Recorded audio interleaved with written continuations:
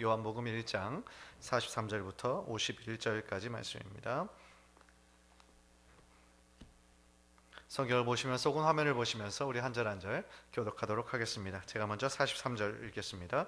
이튿날 예수께서 갈릴리로 나가려 하시다가 빌립을 만나 이르시되 나를 따르라 하시니 빌립은 안드레와 베드로와 한 동네 베세다 사람이라. 빌립이 나다나엘을 찾아 이르되 모세가 율법에 기록하였고 여러 선지자가 기록한 그 일을 우리가 만났으니 요셉의 아들 나사렛 예수니라. 나다나엘이 이르되 나사렛에서 무슨 선한 것이 날 수 있느냐. 빌립이 이르되 와서 보라 하니라. 예수께서 나다나엘이 자기에게 오는 것을 보시고 그를 가리켜 이르시되 보라 이는 참으로 이스라엘 사람이라 그 속에 간사한 것이 없도다. 나다나엘이 이르되 어떻게 나를 아시나이까. 예수께서 대답하여 이르시되 빌립이 너를 부르기 전에 내가 무화과 나무 아래에 있을 때에 보았노라. 나다나엘이 대답하되 라비여 당신은 하나님의 아들이시요 당신은 이스라엘의 임금이로소이다. 예수께서 대답하여 이르시되 내가 너를 무화과 나무 아래에서 보았다 함으로 믿느냐. 이보다 더 큰 일을 보리라. 다 같이 읽습니다. 또 이르시되 진실로 진실로 너희에게 이르노니 하늘이 열리고 하나님의 사자들이 인자 위에 오르락내리락 하는 것을 보리라 하시니라. 아멘. 와보라는 제목으로 하나님의 말씀 전하도록 하겠습니다. 제가 탈버 신학교에서 기독교 교육학을 공부할 때에 지금까지 남던 한 가지 가르침이 있습니다. 그게 뭐냐면 교수님께서 우리 모든 그 리서처, 논문을 쓰는 사람들에게도 바이아스, 즉 어떤 편견이 있을 수 있다라는 것을 굉장히 강조하셨던 적이 있습니다. 그러니까 본인은 객관적으로 모든 것을 한다라고 생각할지 모르겠지만 보이지 않는 어떤 학문적인 편견이라든지 무엇을 바라보는 편견이 다 있다라는 거죠. 그 지역적인 또 지식적인 그런 경험을 바탕으로서 생긴 그 모든 것들이 있다. 그것이 지금에도 기억이 납니다.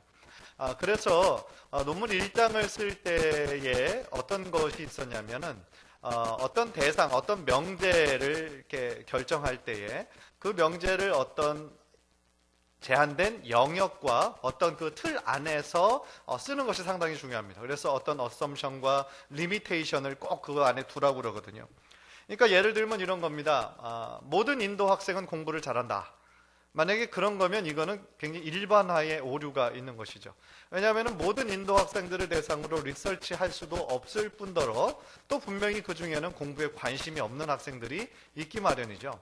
그래서 그것을 하나의 리서치의 주제로 하기 위해서는 그것을 굉장히 어떤 영역을 딱 정해줘야 됩니다. 그래서 예를 들면 2015년 9월 에디슨시에 있는 JP 하이스쿨에 있는 11학년들을 대상으로 한 SAT 점수에 근거해서 누구누구는 이렇다라고 얘기를 해야 그것이 이제 하나의 학문적인 근거가 된다라는 것이죠.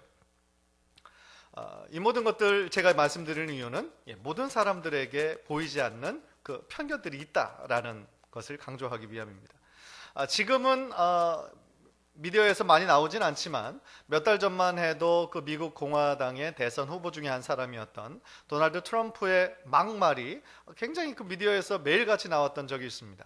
그래서 특별히 여성 비하하는 말이라든지 외모를 가지고 비하하는 말이라든지 특별히 이민자들을 비하하는 듯한 그런 말을 통해서 이 사람이 좀 어떤 굉장히 편향된 그런 것을 가지고 있구나라는 것을 깨닫게 해주는 그런 계기가 되었습니다. 또 최근에 한국 뉴스를 보니까 한국에서 국정조사가 있었는데 또 한 고위 공직자가 어떤 좀 편향된 그런 이야기를 해서 또 논란의 중심이 선 것을 보았습니다. 그런데 참 신기하고 놀라운 현상 중에 하나는 뭐냐면 심한 편견에 빠져 있는 사람일수록 자기가 반드시 옳다라고 하는 강한 자기 확신에 빠져 있다라는 사실입니다. 언제나 자기의 생각이 맞고 자기와 다른 생각을 하는 사람이 틀렸다라고 생각하는 이 편가르기의 양상은 사실 어제 오늘 이야기가 아닙니다. 재미있는 것은 그러한 편견과 편가르기 현상이 2000년 전 예수님 당시에도 존재했다라는 사실입니다. 예수님이 계셨던 유대라고 하는 한 조그만 나라에서도 이런 일들이 있었고 오늘 본문은 한 편견에 빠져있던 사람이 다른 사람의 인도로 말미암아 그 편견을 깨뜨리고 진리로 나아가는 그런 장면을 우리들에게 보여주고 있다라고 생각을 합니다. 따라서 오늘 본문은 우리가 그냥 흔히 생각하는 어떤 전도의 방법론을 넘어서는 어떤 귀한 가르침을 깨닫게 해줍니다. 그게 무엇일까요? 첫 번째로 깨닫는 것은 우리 모두 편견에서 자유롭지 못하다라는 사실입니다. 그 말은 우리들 모두가 어떤 사람에 대한, 어떤 지역에 대한, 인종에 대한, 나라에 대한 어떤 편견이 존재한다는 거예요.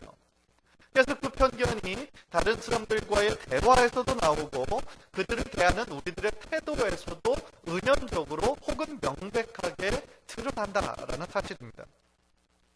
단지 우리들에게 그런 편견이 있다는 사실을 우리 자신만 잘 모르고 있을 뿐입니다. 왜 그렇습니까? 우리는 아주 철저하게 자기중심적이거든요. 셀프-센터드에 있습니다. 부인할 수 없어도 우리는 그것이 사실입니다.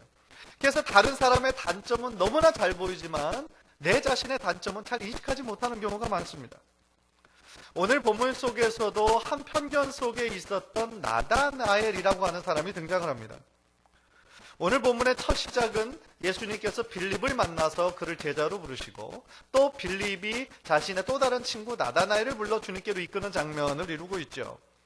그러면 나다나엘이 누구일까요? 빌립의 친구로만 우리가 알고 있는데 많은 신학자들이 이 나다나엘이 예수님의 12제자 중에 한 사람 바돌로메일 것이다 라고 생각을 하고 있습니다. 그 근거로 공관복음에서는 빌립과 바돌로메 해서 예수님의 그 12제자의 바돌로메가 꼭 들어가는데 거기에는 나다나엘이라는 이름이 없어요. 그런데 요한복음에는 바돌로메라는 사람은 존재하지 않지만 나다나엘이라고 하는 사람만 있습니다. 그리고 그 가운데 언제나 바돌로메든지 나다나엘이든지 언제나 빌립과 연결돼서 나타나고 있어요. 그러니까 나다나엘은 예수님의 12제자 중에 한 사람이었던 것입니다. 그런데 이 나다나엘이 그 가졌던 편견이 자신의 친구 빌립과의 대화에서 아주 고스란히 드러나죠. 46절입니다. 나다나엘이 이르되 나사렛에서 무슨 선한 것이 날 수 있느냐. 사실 엄밀히 말하면 이것은 나다나엘만 가지고 있었던 편견은 아니었습니다. 그 당시에 많은 사람들이 생각하고 있던 보편적인 인식이었다라고 합니다. 그래서 요한복음 7장 52절을 보니까 대제사장과 바리새인들이 그 니고데모에게 뭐라고 얘기를 하냐면 그들이 대답하여 이르되 너도 갈릴리에서 왔느냐? 찾아보라 갈릴리에서는 선지자가 나지 못하느니라 하였더라. 그랬어요. 나사렛은 갈릴리 그 안에 있는 도시입니다. 그러니까 그 나사렛이라고 할 때 갈릴리 지역으로 우리가 생각을 할 수 있는 것이죠. 따라서 나다나엘도 자신의 친한 친구가 우리가 그토록 기다리던 메시아를 만났다라고 아무리 흥분하면서 자기에게 이야기를 했어도 그 지역을 생각할 때에 그 동네에서 무슨 선한 것이 나와. 지금까지 역사적으로 나사렛에서는 훌륭한 사람 나온 적 한 분도 없어. 누구 있어? 얘기해봐. 이런 분위기인 거죠. 그러니까 자기가 그 예수님이라는 사람을 처음 듣는 사람이지만 그 지역 그러면 별 볼 일 없는 사람이야. 이렇게 지금 쉽게 단정을 내리고 있는 겁니다. 나다나엘은. 그러나 나다나엘이 잘 몰랐던 사실이 있어요. 그게 뭐냐면 예수님께서 태어나신 곳은 나사렛이 아니라 어디입니까? 베들레헴이에요. 그런데 나사렛 지역에서 자라셨죠. 그리고 빌립이 나사렛 예수라고 소개했기 때문에 아마 그렇게 생각한 것이 아닐까라는 생각을 합니다. 당시에 많은 유대 사람들이 보편적으로 가지고 있던 메시아에 대한 기대가 있었잖아요. 그래서 구약의 미가 선지자가 분명히 예언하기를 오실 메시아는 베들레헴에서 태어난다라는 것을 강한 소망으로 받아들이고 있었습니다. 대부분의 유대인들은. 그러니까 다윗의 후손일 뿐만 아니라 베들레헴에서 태어난 사람, 그 사람이 바로 메시아일 것이다 라고 생각을 했죠. 그런데 이 나다나엘은 하나만 알고 둘은 모르는 거예요. 그러니까 예수님이 나사렛에서 자라신 거지 사실 태어나신 곳은 베들레헴이다라는 것을 몰랐던 겁니다. 이처럼 편견은 전체가 아니라 부분적인 것을 아는 데서 생기는 현상입니다. 내가 가지고 있는 그 제한적인 지식과 어떤 특별한 경험이 그것이 마치 절대적인 진리인 것처럼 내가 만들어버리는 겁니다. 사실 나다나엘이 가졌던 그 지역적인 편견을 오늘날 우리가 쉽게 이해할 수 있는 이야기로 한다고 치면 뉴욕의 할렘 하면 아주 험한 동네로 유명한 동네지 않습니까? 뉴욕 할렘에서 어떻게 훌륭한 사람이 나와? 그렇게 얘기하는 것과 비슷하다라고 할 수 있습니다. 사실 한 달 전에도 한국의 목수 두 사람이 또 그 두 사람 히스패닉 인부를 데리고 한 빌딩에서 일하다가 흑인 집단에 막 집단 폭력을 당하고 돈을 빼앗긴 것이 뉴스에 난 것을 봤습니다. 여전히 험한 동네예요. 그러나 아무리 가난하고 험한 동네를 할지라도 그 지역에서 훌륭한 사람이 나올 수가 없어 라고 생각하는 것은 우리들의 제한적인 편견이죠. 실제적으로 할렘에서 아주 훌륭한 정치인들이 많이 나왔습니다. 흑인들이. 그래서 뉴욕의 시장을 거치기도 했고, 또 여러분들도 아실 겁니다. 데이빗 페러슨이라고 하는 사람은 뉴욕의 주지사를 하기도 합니다. 사실 우리가 편견을 말할 때에 어떤 지역적인 편견뿐만 아니라 인종적인 편견도 우리가 참 빠뜨릴 수가 없죠. 우리가 그냥 생각할 때에 흑인 사람은 어떻고, 뭐 중국 사람은 어떻고, 인도 사람은 어떻고, 히스패닉들은 어떻고, 우리가 서로 말을 안 하고 쉐어 안 한다 뿐이지 우리들 모두가 어떤 이미지를 다 가지고 있습니다. 편견이죠. 또한 어떤 사람에 대한 편견도 좀처럼 변하지가 않습니다. 벌써 수십 년도 지난 일을 생각하면서 그 사람을 그 과거에 했던 그 실패로 인해서 계속 평가절하하는 경우가 우리들에게 얼마나 많이 있는지 몰라요. 그런데 그런 현상들이 아주 보편적이라는 거죠. 제 자신에도 그러한 일들이 있고, 제가 존경하는 한 목사님도 그런 동일한 그 틀에 빠져 있는 것을 보았습니다. 그래서 벌써 수십 년도 지난 일인데 그분이 전도사 때 했던 어떤 그 실수를 지금도 기억하셔서 그 사람 예의 없어. 그래서 그냥 이렇게 쉽게 딱 결정을 내려버리시는 것 보고 이게 우리들 모두가 가지고 있는 연약함이구나. 그런 생각을 한 적이 있습니다. 사랑하는 성도 여러분, 중요한 것은 뭡니까? 우리들 모두 불완전하다라는 것을 인정하는 겁니다. 우리들 모두 불완전합니다. 나도 잘못 생각할 수 있고 틀릴 수 있다라는 것을 겸손하게 인정하는 것이 중요합니다. 로마서 3장 23절을 우리 한번 화면을 보면서 다 함께 읽을까요? 시작. 모든 사람이 죄를 범하였음에 하나님의 영광에 이르지 못하더니. 우리 모두 예외 없이 죄인이라는 겁니다. 한 사람도 빠짐없이 예외 없이 죄인입니다. 따라서 우리 모두 한 사람도 빠짐없이 하나님의 용서하심과 하나님의 은혜가 필요한 존재라는 거예요. 나도 예외 없이 죄인이고 부족하고 연약한데 내가 누구를 정죄하고 판단합니까? 그런데 이 정죄하고 판단하는 현상이 세상뿐만 아니라 이 교회 안에서도 얼마나 만연합니까? 참 안타까운 일인 것이죠. 그런 면에서 지역적 편견에 빠져 있었던 이 나다나엘에게 그것을 지적하거나 가르치려 하지 않고 단순히 주님께로 이끌었던 빌립은 참 지혜로웠다고 생각합니다. 46절 한번 다시 한번 보십시오. 나다나엘이 이르되 나사렛에서 무슨 선한 것이 날 수 있느냐? 빌립이 이르되 와서 보라 하니라. 지금 빌립이 자신의 친구 나다나엘에게 말한 것은 굉장히 단순하고 정말 심플합니다. 와서 보라. Come and see. 참 짧은 말이지만 이 말 가운데 저는 많은 것이 내포되어 있다라고 생각합니다. 편견은 단순한 설명으로 해소되지 않습니다. 편견은 우리들의 말을 아무리 잘하고 설득한다라고 해서 해소되지 않아요. 특별히 그가 가졌던 생각이 오래되면 오래될수록 또 그만의 특별한 경험과 자기 확신으로 굳어져 있는 상태라고 한다면 그 어떤 사람의 논리적인 설명도 그 편견을 깨기가 힘듭니다. 이것은 우리가 가지고 있는 기독교 신앙도 마찬가지입니다. 하나님이 존재하지 않는다고 아주 절대적으로 믿고 있는 사람들에게 우리가 하나님이 존재하는 이유를 아무리 논리적으로 설명한다고 해서 그 사람이 설득당할까요? 아마도 그것은 심한 논쟁이 되기 쉽고 설령 그 논쟁에서 이겼다라고 해도 그 사람의 영혼이 주님께로 돌아올 확률은 지극히 적습니다. 이럴 때 가장 좋은 방법은 오늘 빌립이 행했던 것처럼 친구를 말로 설득하려기보다는 단순히 이리 와서 봐 라고 진리애로 초대하는 것이 훨씬 더 지혜롭다는 거예요. 그 사람이 사실을 정말 자신의 눈으로 보고 느끼고 체험하게 하라는 거예요. 사실 우리 같았으면 그 친구를 막 그렇게 얘기했을 거예요. 야, 넌 참 왜 이렇게 부정적이냐? 너 지금 하고 있는 거 오해야. 너는 왜 너만 옳다고 생각해? 막 우리는 보통 그렇게 했을 거예요.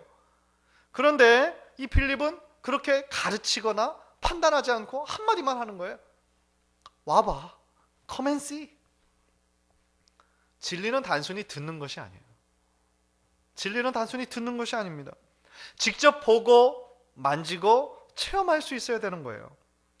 빌립은 자신의 어떤 말보다 가장 강력한 것은 나다나엘이 직접 진리 자체이신 예수님을 만날 때 해결될 수 있을 거라고 본 거예요. 참으로 지혜로운 거죠. 옛말에 백문이 불여 일견이다라는 말이 있어요.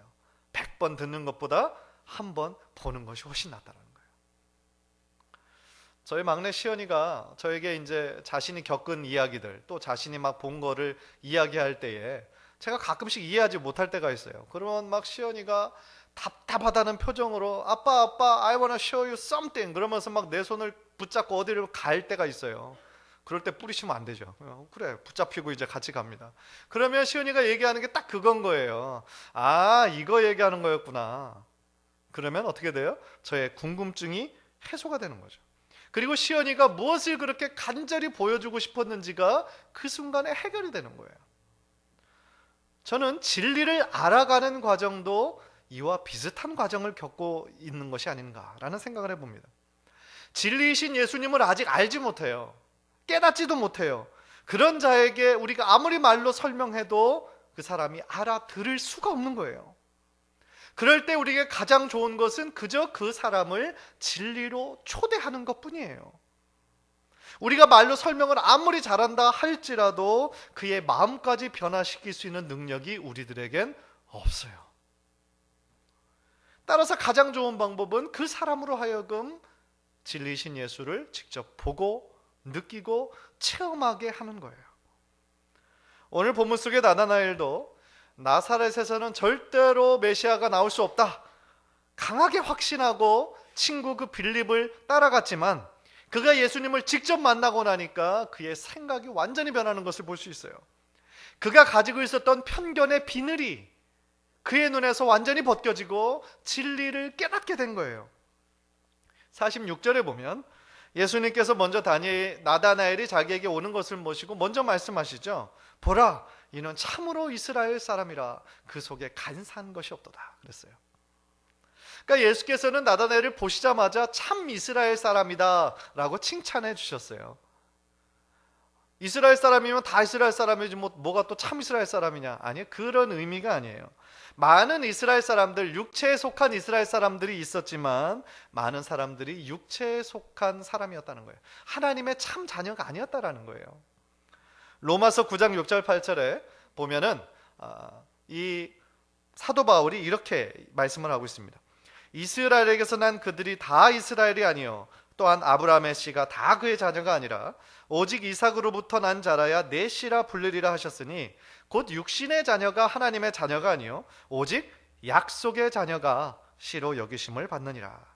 즉 예수님께서는 나다나엘이 오시는 것을 보시고 그가 단순히 육체에 속한 어떤 지역적으로 이스라엘에 사는 사람이 아니라 하나님께 속한 하나님께 강한 소망을 두고 살아가는 믿음의 사람인 것을 보신 거예요. 또한 예수님께서는 그의 마음에 간사함이 없다라고 칭찬해 주셨죠. 그 당시에 바리새인과 서기관 같은 사람은 영적인 리더였어요. 종교적인 지도자였죠. 그러나 다른 사람들이 보기에는 야, 저 사람들 정말 대단하다라고 생각할지 몰랐겠지만 예수님께서 보시기에는 그들은 철저한 위선자였고 이중인격자였죠. 겉으로는 그렇게 종교적인 사람으로 보였지만 마음으로는 악한 것이 가득 차 있었던 그것을 보셨어요. 왜냐하면 그들은 겉과 속이 달랐다는 거죠. 그러나 예수님께서 나다나엘을 보시면서 속에 참 간사한 것이 없다. 그건 무슨 얘기입니까? 참 정직한 사람이다. 겉과 속이 같은 사람이다. 그렇게 칭찬하신 거죠. 처음 만나는 예수님이 자기를 보자마자 자기에 대해서 얘기를 하니까 나다나엘은 깜짝 놀라는 거죠. 그러면서 어떻게 나를 아십니까? 그 질문에 예수님께서 뭐라고 말씀하세요? 빌립이 너를 부르기 전에 네가 무화과 나무 아래에 있을 때에 보았다는 거예요. 이 말씀을 통해 드러나는 것이 있죠. 예수님의 하나님 되심이에요. 예수님의 신성이 이 말씀 가운데 드러나요. 저는 근데 더 중요한 거, 무엇보다 중요한 건 뭐냐면 예수님께서 나다나엘이 무화과나무 아래에서 무엇을 하고 있는지 맞췄다라는 데 있는 것이 아니라, 제가 보기에는 예수님께서 그 나다나엘이라는 사람을 벌써부터 알고 계셨다라는 데 더 포커스가 있는 것 같아요. 나다나엘은 예수님에 대해 전혀 모르고 있었지만 예수님께서는 나다나엘이 무화과나무 아래에 있었다, 무엇을 하고 있었을까요? 낮잠을 자고 있었나요?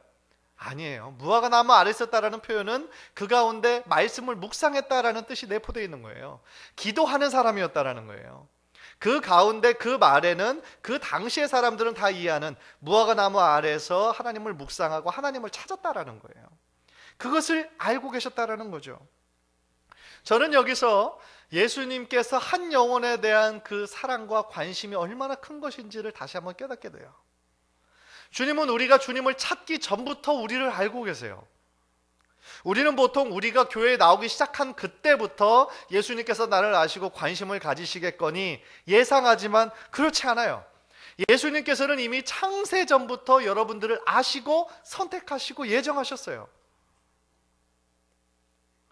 따라서 주님은 나의 외부로 보이는 어떤 외모를 보시고 어디서 본 것 같은데 당신 알아? 그게 아니라 나의 깊은 내면과 마음속 깊은 곳에 있는 것까지 주님은 속속들이 알고 계신다는 거예요. 그 이야기는 뭐냐면 우리가 다른 사람에게도 절대로 이야기할 수 없던 나만이 가지고 있는 어떤 아픔과 상처까지도, 나만의 어떤 고통과 어떤 외로움과 어떤 신음소리까지도 주님은 다 아신다는 거예요.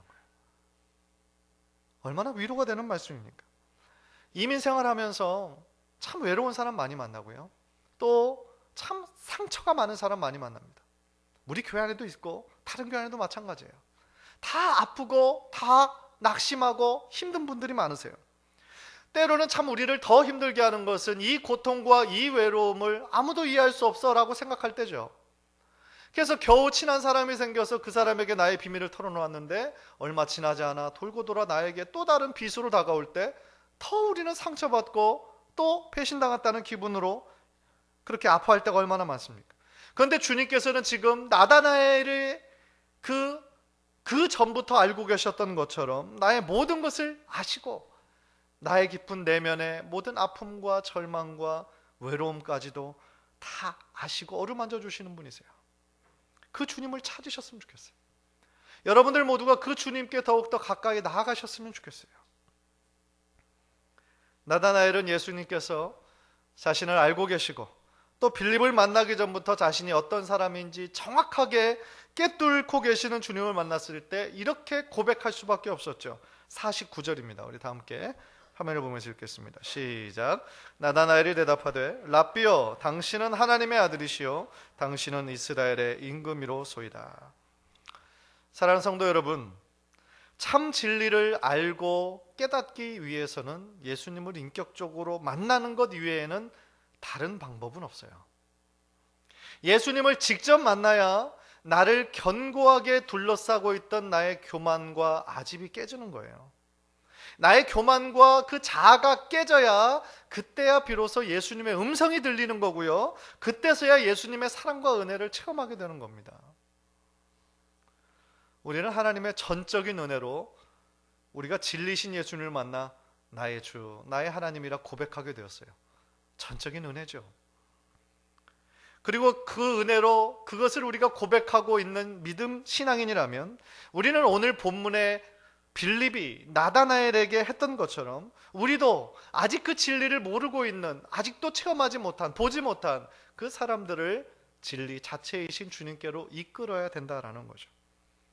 우리가 어떻게 그 사람들의 마음까지 열 수 있겠습니까? 그것은 내가 할 수 있는 영역이 아닙니다. 우리가 할 수 있는 것은 그저 와보라 고 초대하는 것까지입니다. 시간 날 때 한번 가봐. 이건 초대가 아니에요. 뭐 하나 뚝 던지고 시간 날 때 한번 가봐. 이건 초대가 아니에요. 지금 나와 함께 가자. 이게 초대예요. 회의와 의심에 가득 찬, 편견에 가득 찬 그분의 손을 함께 잡고 오는 거예요. 비록 쑥스럽고 힘들고 부담이 되어도 그렇게 한번 용기를 낸 것이 하나의 계기가 되어서 그 사람이 예수님을 만나서 변화받고 하나님의 자녀가 되고 또 그 사람의 가족까지 변화되는 놀라운 역사가 일어날 줄 누가 알겠습니까? 우리 인생의 수많은 문제, 그것은 바로 주님을 만나기 전까지는 절대로 해결되지 않아요. 왜냐하면 주님만이 우리들의 인생의 해답이시고 그분이 우리의 참된 솔루션이 되기 때문에 그래요. 마지막으로 권면하고 싶은 것이 있습니다. 저는 오늘 여러분에게 효과적인 전도의 방법, 하우투를 말씀드린 게 아니에요. 만약에 오늘 말씀을 듣고 또 전도하라는 얘기구나, 와보라는 딱 그 메시지만 보고 11월 22일 저의 의도를 오해하신 거예요. 제가 말씀드린 핵심은 우리들 모두가 편견이 있는 존재임을 인식하는 게 중요하다는 거예요. 그리고 그 편견을 깨는 것은, 그 깨기 위해서는 진리 자체이신 주님께 나아가는 것밖에 없다는 거예요. 하나님의 은혜로 내 편견을 내가 먼저 깼고 나의 인생의 주인이신 하나님을 만났다면, 아직도 심한 편견으로 기독교에 대해서, 예수에 대해서 그의 모든 편견으로 자기의 눈을 가로막은 그런 사람들에게 우리가 와보라, 진리로 이끌고 초대해야 한다라는 것을 말씀드린 거예요. 간절히 바라기는 우리 모두가 진리이신 예수 그리스도를 만나고 그분의 제자로 따르기로 다시 한번 결심할 때에 나다나엘에게 이보다 더 큰 일을 보리라 그렇게 약속해 주신 것처럼 하나님의 더 큰 영광과 더 큰 축복이 우리 성도님들의 삶 가운데 흘러 넘치시기를 주님의 이름으로 간절히 축원합니다. 기도하겠습니다.